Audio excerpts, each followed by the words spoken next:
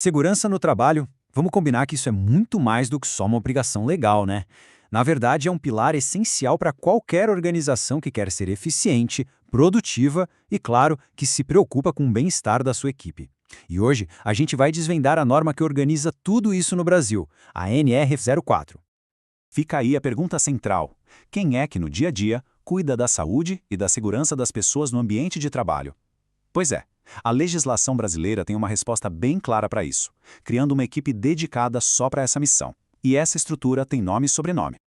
É o famoso SESMIT. De acordo com a própria norma, essa galera que tem como finalidade, olha só, promover a saúde e proteger a integridade de cada pessoa no trabalho. Ou seja, é a verdadeira linha de frente da prevenção. Ok, então vamos mergulhar nisso. Nosso roteiro aqui é um passo a passo bem prático. A gente começa entendendo o que é o SESMIET, depois aprende a definir o grau de risco, a calcular o tamanho da equipe, entende o que cada um faz e, por fim, como oficializar tudo. Vamos nessa! Primeiro, o básico, né? Entender o que é o SESMIT e para quem ele se aplica. Isso é o alicerce de tudo. É a partir daqui que se constrói um ambiente de trabalho realmente seguro e, claro, dentro da lei. A regra é bem clara, lá no item 4.2.1. Se uma organização tem funcionários contratados pelo regime da CLT, ela precisa sim avaliar se é necessário montar e manter um SESMT. Isso pega uma gama gigantesca de empresas e até órgãos públicos no país. Agora vamos para a parte prática de verdade. O primeiro passo para saber se uma empresa precisa de um SESMIT e qual vai ser o tamanho dele é entender o nível de perigo da sua atividade principal. É isso que a norma chama de grau de risco. E o processo é bem direto, viu? Primeiro, é preciso saber o código CNAE da empresa, a Classificação Nacional de Atividades Econômicas. Com esse número em mãos, o próximo passo é consultar uma tabela que fica lá no anexo 1 da NR04. E pronto, lá vai estar o grau de risco, que vai de 1 para risco baixo até 4 para um risco bem alto. Olha só esse trecho do anexo I para ver como funciona. Uma empresa de construção de edifícios, por exemplo, com o CNAE 41.20-4, ali na tabela, do lado já aparece grau de risco ou GR igual a 3, simples, direto e sem margem para erro. Beleza! Com o grau de risco definido, o próximo passo é descobrir o tamanho exato que essa equipe de segurança precisa ter. E a norma usa uma lógica bem matemática para isso, cruzando o risco da atividade com o número de funcionários.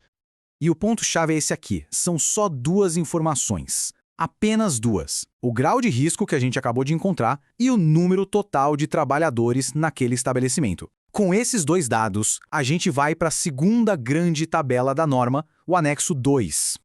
Agora, olha que legal a aplicação prática. Usando o nosso exemplo da construtora, que é grau de risco 3, vamos supor que ela tenha 800 funcionários. Ela cai ali na faixa de 501 a 1.000. E a tabela diz exatamente quem precisa contratar. 3 técnicos de segurança, um engenheiro, um auxiliar ou técnico de enfermagem e um médico do trabalho. Os asteriscos ali do lado, eles indicam detalhes sobre a carga horária, como o tempo parcial, por exemplo. Certo, a gente já sabe quantos profissionais são necessários. Agora, vamos para o passo 3 e entender em detalhe quem são essas pessoas e, o mais importante, o que elas fazem no dia a dia para garantir que todo mundo trabalhe seguro. Como a gente pode ver, a equipe do SESMIT é multidisciplinar, como a própria norma define. É uma mistura de conhecimentos da medicina e da engenharia, com profissionais de nível técnico e superior trabalhando lado a lado. E é essa diversidade que torna o serviço tão completo. E as funções deles são vitais. O SESMIT não é um time que fica sentado esperando algo acontecer. Pelo contrário, ele está na linha de frente, elabora o mapa de riscos, acompanha o programa de gerenciamento de riscos, orienta todo mundo, investiga acidentes e, o mais importante, tem a autoridade para propor a paralisação imediata de uma atividade se encontrar um risco grave e iminente à vida de alguém. É muita responsabilidade. E chegamos ao quarto e último passo. Com a equipe já dimensionada e com as funções bem claras, a organização precisa escolher o modelo de SESMIT que faz mais sentido para a sua estrutura e depois fazer o registro oficial para ficar tudo certinho. E a norma é bem flexível nisso. O modelo mais comum é o individual, para uma empresa só, mas também existe o regionalizado ou o compartilhado. Esses modelos permitem que várias empresas menores ou diferentes unidades de um mesmo grupo se juntem para montar um SESMET único, o que ajuda a otimizar bastante os recursos. Depois de escolher a estrutura, o passo final e que é obrigatório é o registro. Conforme a norma diz, todo esse processo é feito pela internet, de forma eletrônica, direto lá no portal do governo federal, o gov.br. E para fazer esse registro, a empresa precisa ter algumas informações em mãos. É basicamente um checklist: o CPF e o registro profissional de cada membro da equipe, os dados da própria empresa, como o grau de risco e o número de funcionários, e o horário de trabalho de cada profissional do SESMIT. Com tudo isso, a formalização fica correta.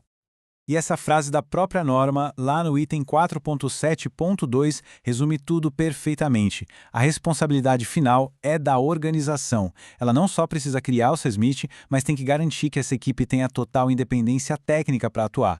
Isso é fundamental para que o trabalho de prevenção realmente funcione. Então, ao final de toda essa análise, fica uma reflexão, né?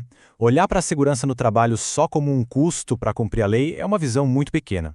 Quando é bem feita, a segurança protege vidas, claro, mas também aumenta a produtividade e fortalece a reputação da empresa. Então talvez a pergunta não seja quanto custa ter um SESMIT, e sim quanto vale ter uma equipe saudável, segura e produzindo bem.